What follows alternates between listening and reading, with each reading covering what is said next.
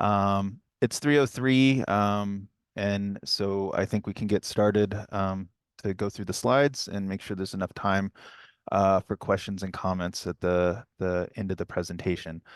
My name is Rick Stoddard, and we're here to talk about SkillStack microcredential platform. I am the microcredential coordinator at the Division of Career and Technical Education, and I'm with McKenna and Heather, two of my wonderful coworkers here, that will also help us through the presentation, and they will be monitoring the questions and helping with that sort of information and such. Um, so with that, we'll get started with the running through SkillStack here real quick and give you an introduction to SkillStack and some of its features and tools. Um, whoops. So as I said, this is our wonderful SkillStack team, Heather and McKenna, and myself, and we'll have the contact information also at the end of the slide deck that you can get in touch with us if you run into any problems or issues, or you want to talk about SkillStack or learn a little bit more or have a consultation regarding this cool tool that we have.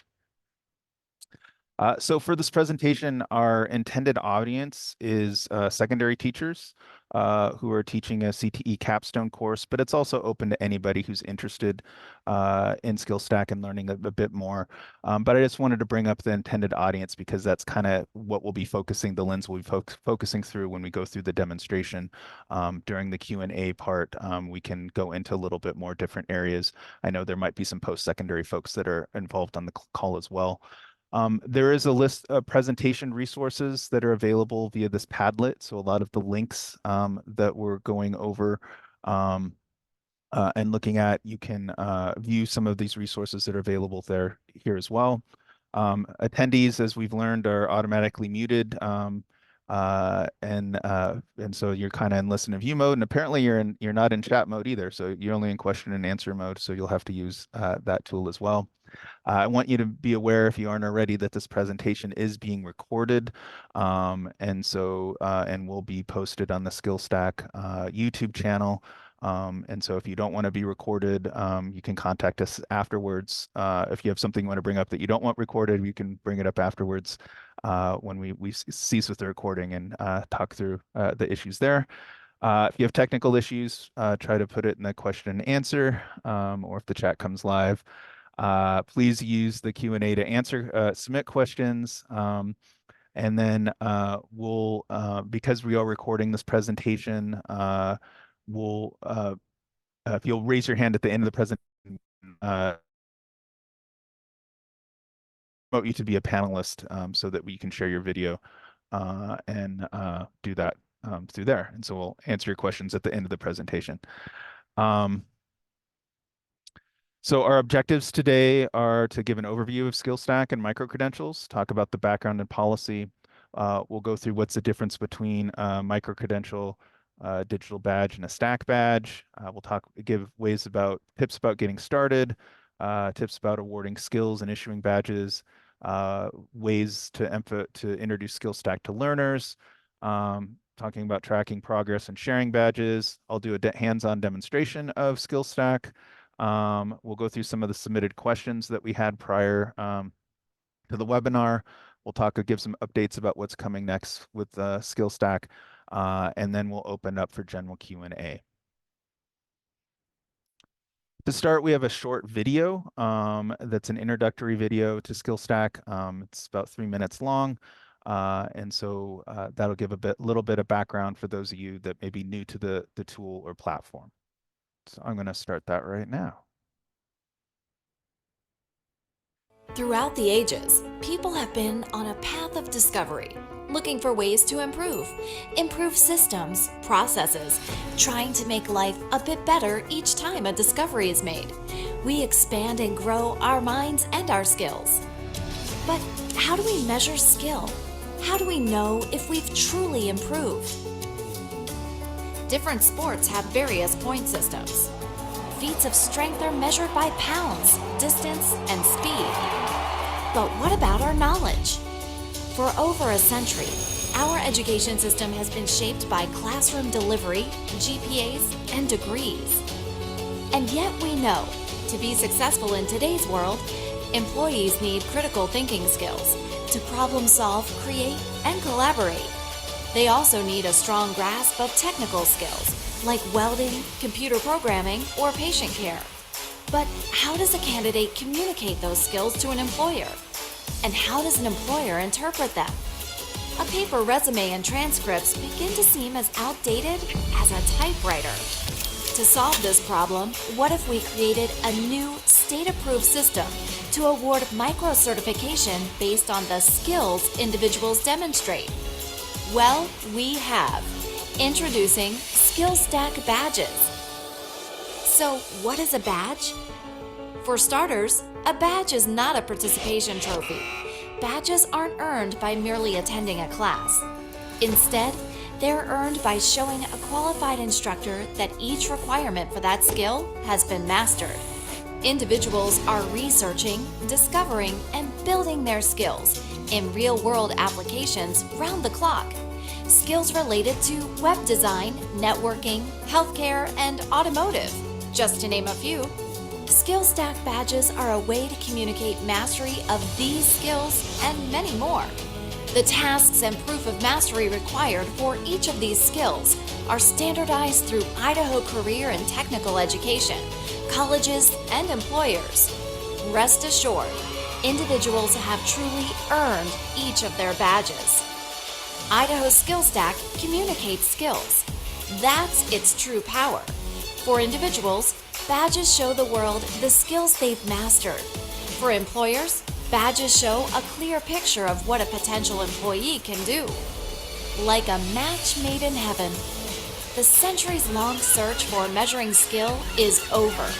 We now have a system in place that defines, measures, and communicates a person's true skills and abilities.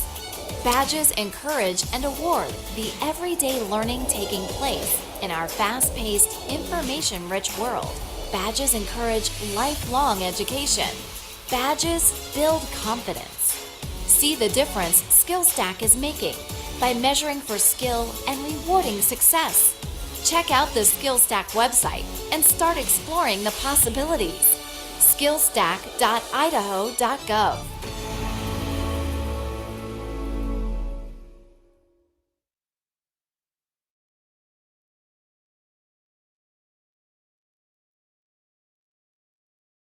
So that was a quick little blurb about SkillStack. Mine's not gonna, the rest of the presentation's not gonna have all that snazzy music or wonderful graphics and animation. So you'll just have to have my wonderful voice in the slides that we're gonna go through. And so I'll talk a little bit more, give a little bit more detail about SkillStack and some of the policies and background. As the video was talking about, SkillStack is about awarding digital badges for skills. In the graphic, we're showing a badge about leading others. And it gives a list of skills about formulating a strategy, identifying, meeting employer motivational needs, writing and communicating performance and expectation, etc. And with SkillStack, how that works is the educator or teacher would go through that has been approved to award this particular badge. We'll have a roster of students and can go through and then based on each skill, award those skills to students. And once all the skills are demonstrated and earned by the students, they are awarded a badge. And you can see that this one was issued, gives an issue date. And as students do that, they build a portfolio of badges of different skills. And so these skills can then be exported and shared for different ways. They can be put on social media. They can be shared with employers that are interested in those particular skills. They can be put on resumes and other venues. And so it's a way for educators to assess students or learners for the skills that they're demonstrating in the courses and classes that they're working on. And so state board policy defines microcredentials, which SkillStack is an issuer of in this way as credentials that are awarded for mastery of defined skills or concepts. And so they'll include career and technical and academic skills. they reflect knowledge, skills, and abilities gained in increments. And so identified by outcomes that are equal to or less than a single course of study. But they may also build on each other and complement each other. And this is what we call the stacked microcredential. And so you can get more than one badge, and it can be stacked into a larger badge. And microcredentials are most often distributed as digital badges. And so in the images here on this page, we see the first image here is a blueprint reading for welders. Um, Digital badge, and this other example, as you can see, it's a stacked credential. And so if you unstack it, you can see in order to earn the stacked credential here in this bottom image is you can earn the student or learner needs to earn a blueprint for reading badge as well as pass the TSA for welding badge, which will award them the stack credential. Um, and so this is micro-credentials are defined within the Idaho State Board of Education. And so they're an official way to demonstrate accomplishment. So what's the difference between a micro-credential, a digital badge, and a stacked micro-credential? Kind of summarizing some of what we just talked about and saw. A micro-credential is a non-credit bearing or non-credit bearing credentials awarded for mastery of defined skills or concepts. They're shorter than traditional degrees and certificates, and they measure skills and not seat time in general. A digital badge is just a visual representation of a microcredential or stacked microcredential. Think of them as the physical or digital artifact like a diploma when somebody graduates. And so it's a diploma. A badge acts like a diploma for a skill that a student or learner has mastered. A stacked micro-credential is a set of micro-credentials after learners meet specific outcomes. And so those outcomes can be additional badges or passing a specific assessment. And when all those outcomes are met that are required in the stacked micro-credential, they may result in credit through other institutions, depending upon their particular policies. Um, oops. And so why SkillStack? SkillStack was funded as a grant from the U.S. Department of Labor. It's a platform that's been specifically developed for Idaho's needs. And so it's it's an Idaho specific platform uh, through the lens of Idaho to support our students for developing workplace and learning skills. It's a statewide approach. There is yearly allocation that is done that's in the state budget for system enhancements. And the platform is also open Badge 2.0 certified. And I'll talk about that in a little bit. It's one of 43 certified worldwide. And so what that means to be open badge certified means that the digital badge itself is verifiable. So employers or registrars or academic institutions can go back and verify that when the skills were awarded and what skills were awarded. It's stackable, as we talked about, that you can combine these badges. These badges can be combined for larger outcomes, such as awarding credit. And they're portable. And so what this means is that a student or earner can take these badges and put them in different digital wallets, or they can other credentialing systems. They don't just stay within SkillStack. The earners or learners can take them with them to different venues in different ways. And so being an open badge is actually we'll say a badge of honor for SkillStack. We're one of the 43, but we're the only state that I'm aware of that is doing this. And so Idaho is actually on the forefront of digital badging in the United States.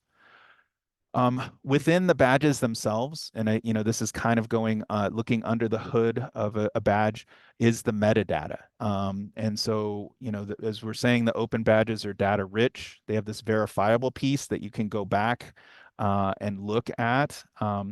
They're portable, stackable, and shareable. But when you go in and you look at the metadata, what's underneath these badges or included in these badges is these criteria of the badge criteria, the badge description, the badge name. Uh, you can attach evidence, the expiration date for the badge, the issuer, the issue date, et cetera. And so it's kind of not just an image. There is actually, content that is included within these digital badges when they're shared and earned. So there are different ways, as we mentioned, that you can potentially share the SkillStack badges, which I think this, is great because there's so much, uh, you know, different ways that somebody might interact with this or utilize these micro credentials. They can be downloaded or exported. They can be added to resumes. The SkillStack also provides a certificate. So if somebody wants something a physical item, they can print that off that includes a QR code. Then I'll demonstrate that goes back to a particular badge that's earned. They can be shared by social media, by a link, HTML, etc. And so if an employee, you can share this with employers, you can share this with parents, you could share this when you're with a teacher or an instructor. And so there's a lot of different ways that someone can engage and use the badges that are awarded in SkillStack. SkillStack is growing and has grown, and you can see the growth here that started out in 2015-16, and now at 518 badges that were awarded, and now we're up to 35, 34,000 a year that are being awarded. And so this is creating a great uh, pool of skills that employers might be interested in. It's a great list of skills, and there's all over 32,000 unique learners have earned at least one badge in SkillStack. So there's a great potential for employers that can engage with SkillStack. There's a great pool of candidates potentially to draw from, as well as skills that have been earned. Some other interesting things that SkillStack has been used for. SkillStack is great to measure and assess and validate student growth, encourage students' lifelong learning because this is used in secondary schools and also in post-secondary, and so there's a full career path for that. Um, and it's also to help with industry and engage with employers. Some examples. Recently, we created a set of stack badges for Idaho State University for their law enforcement um, non-degree program, and that can lead those stack badges can lead to a basic tech certification of 8 to 12 credits. We're using SkillStack with the Idaho Department of Correction for reentry skills and juvenile corrections for youth career exploration. Post-secondary institutions are using these SkillStack to enhance student skill or to enhance the degrees and classes that students are using to demonstrate skills as well. Boise State University is using them for employee development. Um, we're using them for CTE teacher prep with the First Steps program. And then those teachers that go through that are awarded badges can also take those badges and be awarded credit for those for going through the First Steps program and being awarded the badges. And workforce training centers are using for wage progression and local industry needs, among other things. And so SkillStack has a lot of cool and interesting ways that it's being used and can engage students and learners in Idaho. I'm really impressed with the use that it's being used with the Department of Correction with those populations to help with skill development and reentry skills. I think that's a great use of this particular resource. To get started with SkillStack, again, as I mentioned, this presentation is focused on secondary capstone teachers. And so that's one of our main users of SkillStack. And what we do is we get the data from ICE and use that to populate class rosters and identify teachers that are teaching Capstone's courses. And then those teachers would receive a login information from us. The roster, as I mentioned, would be uploaded. They can validate the roster to make sure the students are in their class or not. And then they can award skills when learners demonstrate them. And I'll go through that through the demonstration as well. If you're not a Capstone teacher, as I did mention in the other slide, other groups are using this, including post-secondary educators. One way to, the best way to do that is to request to create badges, and I'll talk about that in a minute too. And then we can talk about the process of uploading rosters and approvers to approve those badges. Awarding skills in SkillStack is pretty easy, and I'll show you when in the demonstration. But as an approver and educator, you're only access to specific badges. And so within those badges, as we've seen in some of the demonstration, there are specific skills, and you award each skill to each student. And then once all those skills are awarded, then a badge is issued. And students can see their progress about what skills they still need to work on. And again, that will be in the demonstration as well. And so there are different ways it is up to the educator to validate those skills. And so they can do that whatever works for the educational environment or the particular subject area. So whether it's assessments, a formal assessment or a hands-on demonstration, a presentation, an essay, observation, it's up to the educator to do that. And so for me, what's great about SkillStack is it's meeting learners where they are. And so where that learning is happening and where that is being demonstrated. One of the most important things that we ask of those that are engaged with SkillStack, our approvers and educators, is that they are a partner in introducing it to the learners. We want to make sure that it's that the people being awarded badges are aware that they're getting badges, and that they have logins and are able to utilize SkillStack in all those ways we talked about sharing. And so we do provide a secondary and post-secondary learning plans that can be used, lesson plans that can be used. And one of the things that we do emphasize is that educators help the students put in their student emails, so that if they want to be contacted by employers, that they can do so within the SkillStack system.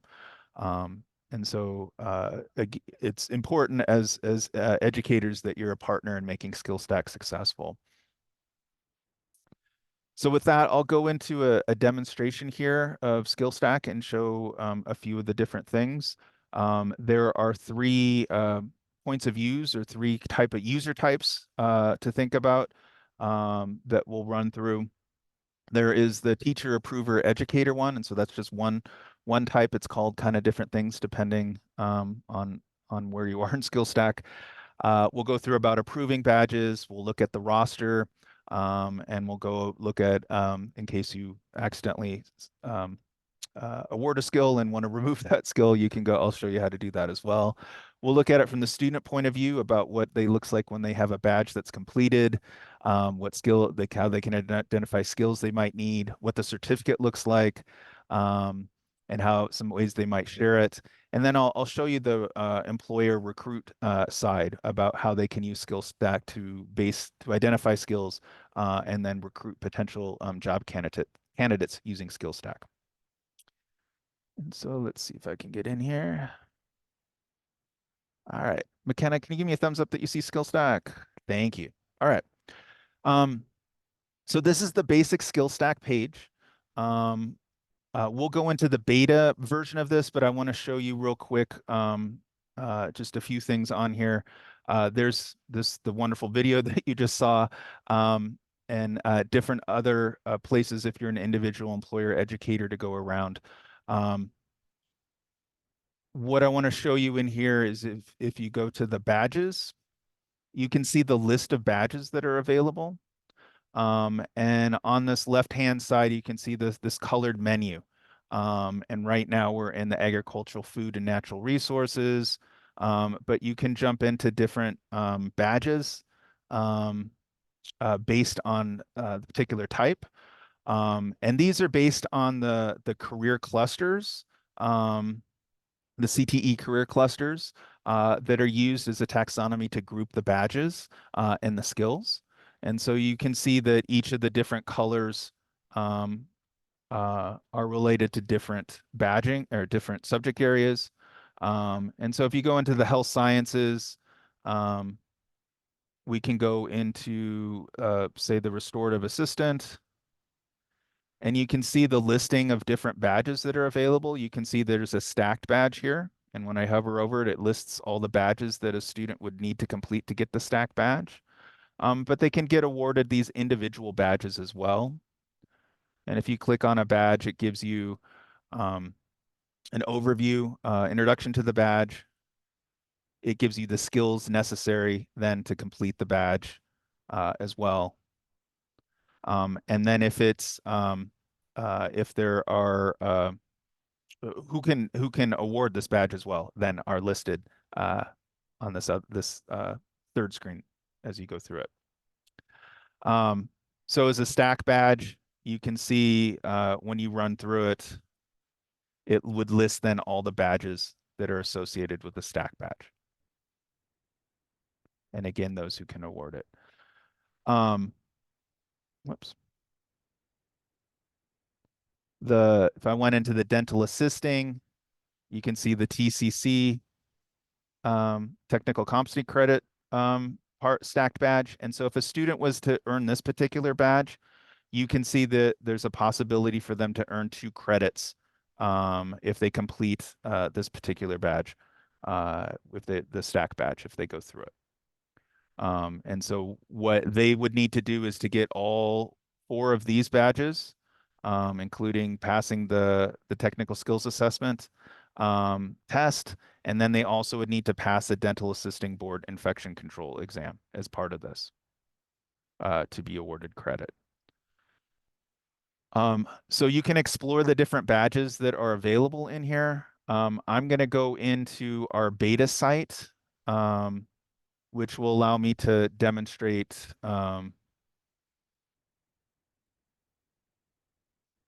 different aspects of SkillStack. And so I'm going to assign into the beta site using I'm a Simpsons fan, and so I'm going to sign in as Edna Krabappel, who Bart Simpson was always in her class. And she is interested in using and uses SkillStack. And so I'm going to log in as Edna. Whoops. It's because I was on a different screen.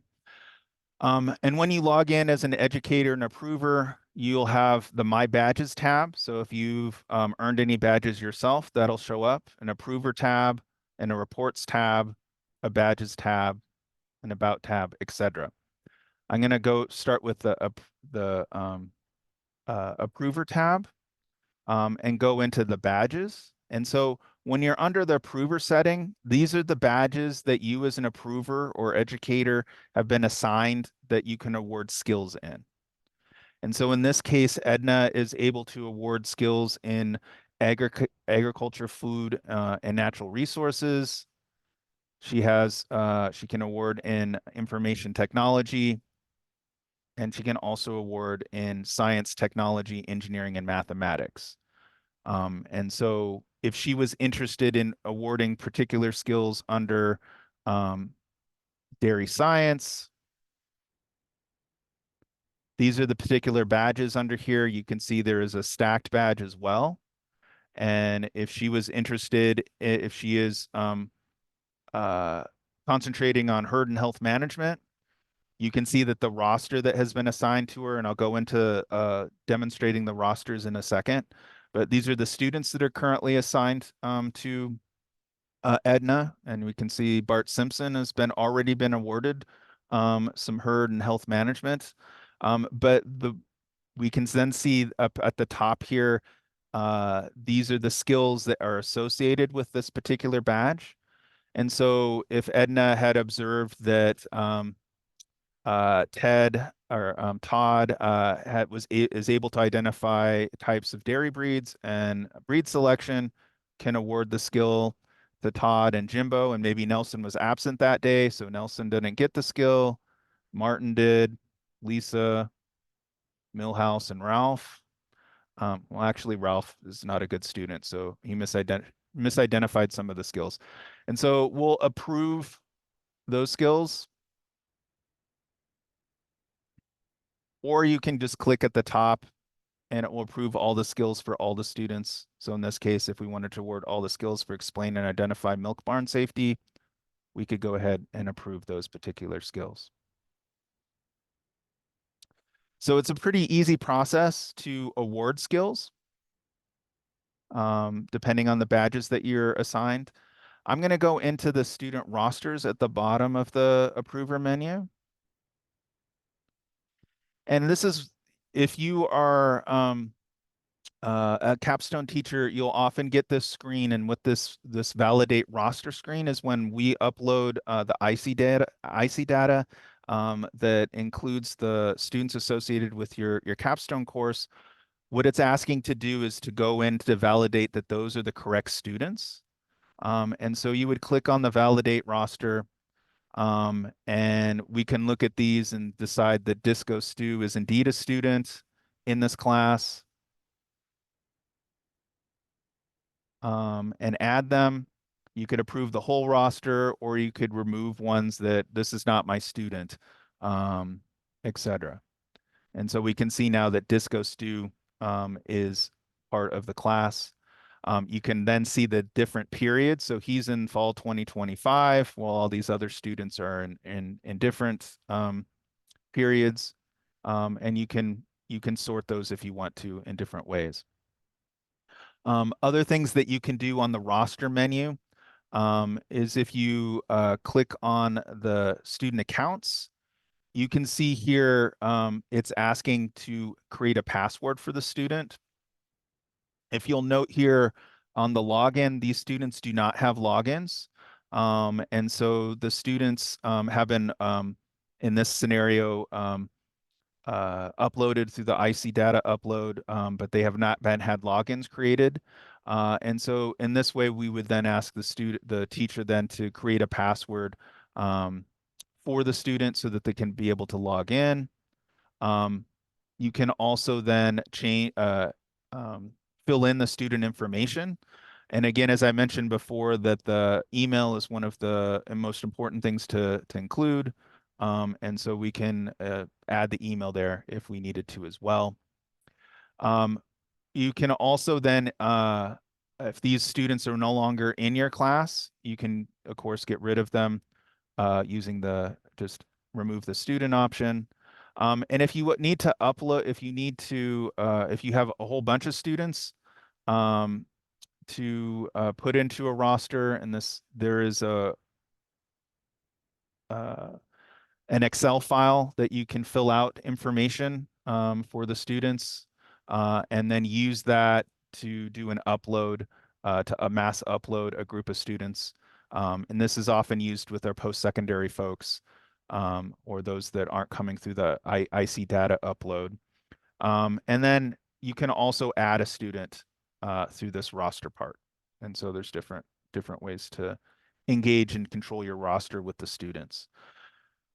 Other things that might be useful to know about is the recent approvals. And so the recent approvals menu will be useful if to show these are the different skills that you've awarded recently. And this is the place also that if you accidentally awarded a skill and you were like Jimbo actually didn't do a really good, I'd accidentally awarded the skill to Jimbo about explaining a milk barn safety, you can remove that skill from Jimbo. And so this is another place that you can do that in the improver menu. So I'm going to switch gears a little bit, and we've looked at the approver from the educator side. The next piece I'd like to talk about is looking at from the student point of view. And I'm still going to stay with being Edna, But in this case, one of the main places that the student or learner would engage is through the My Badges tab. And these are badges that they've been earned. And so if you click under the My Badges, it goes to the portfolio that the students, the badges that they've received. And if you're seeing images that are missing, this is because we're in the beta site, and that's why you might not be seeing some images here for like the workforce readiness. But in this case, Edna has badges that she's been awarded in education and training and human services. And so then this portfolio then can be shared using this link at the top. And so if you wanted to share this link with an employer, you could do so. And see, then it changes. This is the link. These are the skills that I've received. Um, and it will allow you to do that. Um, you can go into the badge itself. And so under the cosmetology, Edna's working on a stacked badge for cosmetology. When you hover over it, you can see that she's received 2 of 5 of the badges. If you hover over the client support, this is saying that she's only received 4 of the 6 skills.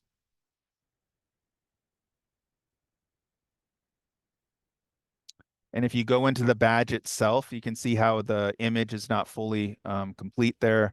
Um,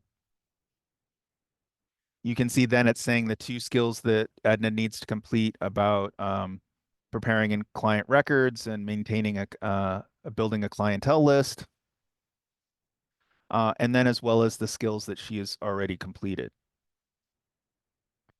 If we go into a completed badge for hair and scalp care, um, this is a badge that she's completed. You can see it's been issued on 2/24.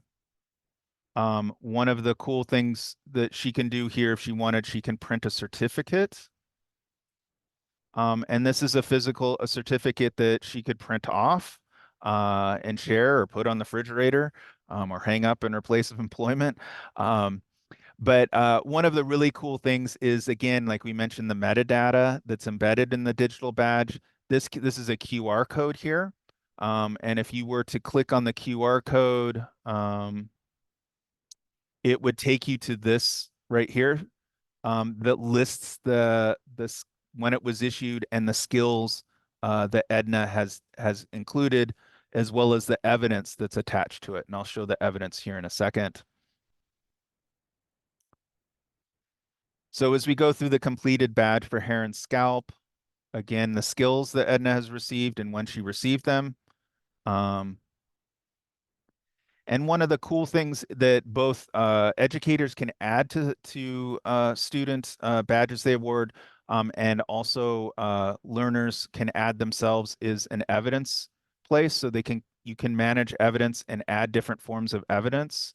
You can add a link to a portfolio or a link to a picture or something that's been demonstrated. Um, in this case, Edna has added evidence that she can, an example of ability to make a hairdo.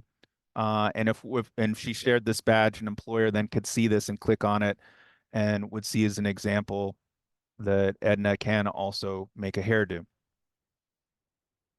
And so that evidence feature is a really cool feature associated with the badges that are awarded. Um,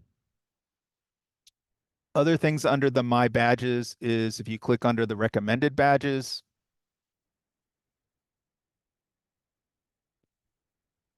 it'll give badges that have earned and expired. So the badges can include expiration dates. You can see the badges that Edna has started, badges that Edna needs to work on, and some that she's already worked in and been awarded skills in. Um, and so this is a good way for a learner to go through the badges and see the path they need to and the skills that they can gain to complete badges or complete stacked badges. Um, I'm going to log out of Edna real quick, And I'm going to shift gears and show you what the employer recruit side looks like really quickly, and then get through the slides and then make sure we have some time to answer questions. So I'm going to log in as an employer. I'm going to log in. If you're familiar with The Simpsons, Mr. Burns runs a nuclear power plant. So I'm signing in with as Mr. Burns. So you can see they have a different menu at the top. So they just have the recruit and the badges, and so they can look at the badges and figure out what skills might be useful. And so if Mr. Burns was interested in science and technology because he runs a nuclear power plant, he can see there's a nuclear quality assurance badge that might be of interest to him if he was recruiting for that. And so if he is recruiting, could go into the recruit side. And the first thing a recruiter would do is identify the particular region they'd like to recruit from. And so some jobs might be geographic centric. And so someone might only want to recruit from region one. And if you select a region, you can see the number of badges, skills, badges that have been awarded in that particular area. And you can see is that you add different regions that can grow. And so in this case, I'm going to search for all. And you can then also do a search if you would like for a particular skill. So like he's interested in nuclear and science. And so he could either drill down more to get to a specific skill or specific badge. And so we can do that and click on the badge, and you'll get uh, return the number that you can search for. All right. Um, and so again, you could go through and do a search for all. You can either put something in the keyword or just search directly by the skill if you know it. So again, we could just go into science and technology and pick off engineering and technology if we want to be general. He's interested in engineers for his plant computer or for his nuclear power plant. It down here returns the unique recipients. So we got 458. So 1,500 badges have been awarded. There are 458 unique students associated with those badges. We could limit to a specific time frame. So within the last year. So it's only 3 within the last year. So it really can narrow the pool if you need to or expand the pool. I'll go to 24. So there's 200 unique recipients. And then what SkillStack will do is it will send an email within the system or to the student via their email is listed in the system. It does not share contact information with the employer. And so all the employer can do is these can add a job link.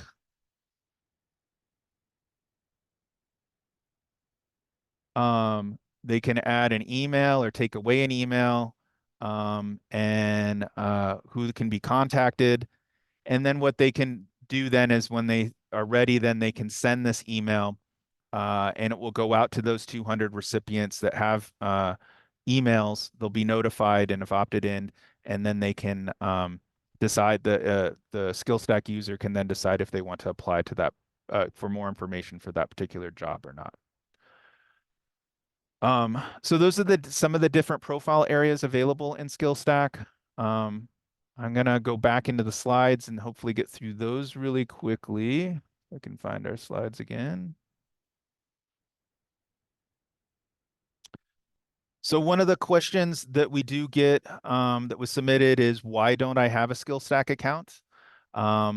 Some possible reasons for that, looking at the IC data is either the CTE program has not been approved yet, or the data in the IC upload is incorrect or has not been input correctly. And so it's not identifying folks as being a Capstone teacher. And so we do 3 uploads from IC data uploads. The next one is in mid-March. And a similar student, similarly related, is why do I not see students in SkillStack? It's because again, it may not be an approved CTE program. the data may be correct, not be correct in IC, or you might not be identified as a Capstone teacher. If you ever encounter any of these sort of things, please contact us. But in general, these are the first things that we go through when we receive that question, is to identify if the CTE program, look at the IC data, look to see if the teacher is a Capstone teacher, etc. One of the other main questions is how many employers or industry are using SkillStack. Currently, we have about 35, a little more than 35, that are currently in SkillStack and registered in SkillStack. One of the issues in developing SkillStack and why it hasn't been heavily promoted in industry is about building this candidate pool. It's sort of this chicken and egg of, if we don't have enough if we don't have a large pool of employers or earners earning skills, employers are not going to want to use the tool. And it's kind of vice versa. If getting folks to want to use this to get recruited for jobs, but there's not enough employers in there. What we were working towards the last few years with SkillStack is building a large candidates pool of candidates, who then we can take to employers and say, hey, there's a lot of potential skills that have been awarded that may interest some of your job openings. And so we're currently on a larger push here to do more recruitment to get employers engaged with SkillStack and using SkillStack, now that we have a larger pool of candidates that they can draw from when they're looking for job candidates. So some of the things that come next is we'll hold another webinar in April for office hours. The dates to be announced, but kind of to help with some of the technical support and hands-on. As I mentioned, we're working with increasing our industry partnerships with promotional items that are geared towards them. And so how they can be more involved with SkillStack. We're continue working on enhancements for our stakeholders and in SkillStack with the platform. There's some board policy work talking about that definition of a microcredential and how that's getting expanded for use in Idaho. One of the things, and this is at the bottom, is we are forming an Idaho Microcredential Advisory Council that can help with some of this guidance and continued perseverance as we work through this process and build out SkillStack as a tool for the state. One of the other questions that we often get is, how do I develop a new badge in SkillStack? So if you didn't see the badge, or you're not a Capstone, it's not a Capstone program, or you're a post-secondary person that's interested in badging, the first thing you want to do is, you want to be a secondary, post-secondary, or educational agency or industry partner in Idaho. That's one of the main criterias. You want to schedule a consultation with us, and I'll have that contact information next. One of the first things we're going to look for is to make sure there's industry alignment for the skills that you're interested in awarding, and that SkillStack is an appropriate platform for you. And then once we've had that consultation, you want to identify the skills and or standards that the badges are supporting, the assessments you will use to determine those skills are being met, to suggest some badge images, because that's always helpful for us. And then there's an application that you can use. These are some of the badges that we recently created. That First Steps program I mentioned about teachers getting CTE skills, teaching skills, and then earning credit. And then we did work with ISU on their law enforcement badges as well. Again, my name is Rick Stoddard. Please feel free to contact me if you want a one-on-one consultation, you just want to talk through SkillStack or microcredentials. I'm really excited about this. My colleagues Heather and McKenna are also available, and will also be available to do consultations. I will be sure to send a follow-up email to those who've signed up for the webinar today.